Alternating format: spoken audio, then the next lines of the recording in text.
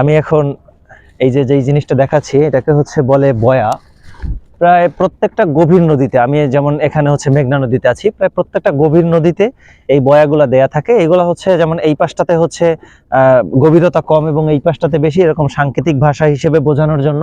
আর এখানে এই যে উপরটাতে দেখতে পাচ্ছেন, এই ওই যে উপরটাতে সোলার প্যানেল দেয়া, এটার মাধ্যমে হচ্ছে সারাদিন এটা চার্জ নেবে এবং রাতে ওই যে উপরে লাইটিং করা আছে এইগুলো জ্বলে জ্বলে জ্বলে হচ্ছে যারা রাতের বেলা হচ্ছে জাহাজ চালাবে তাদেরকে সিগন্যাল দিবে। এবং এটা মোটামুটি বেশ স্টেবল। এটার উপরে উঠলেও হচ্ছে এটা ডোবার কোনো সম্ভাবনা নাই।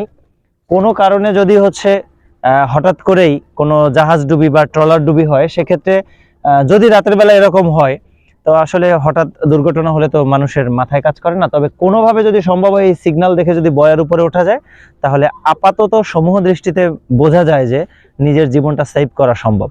আর যারা নদীপথে যাত্রা করেন, আমি বিশেষ করে তাদেরকে একটা বিষয় অনুরোধ করি, সেটা হচ্ছে আপনারা সচরাচর সবসময় একটা বাঁশি রাখতে পারেন। কারণ যেহেতু নদীপথের অ্যাক্সিডেন্টটা আসলে ওইরকম সচরাচর চোখে দেখা যায় না, তো একটা বাঁশি থাকলে এই সিগন্যালের মাধ্যমে আসলে অনেককে অনেক বার্তা দেওয়া সম্ভব হয়।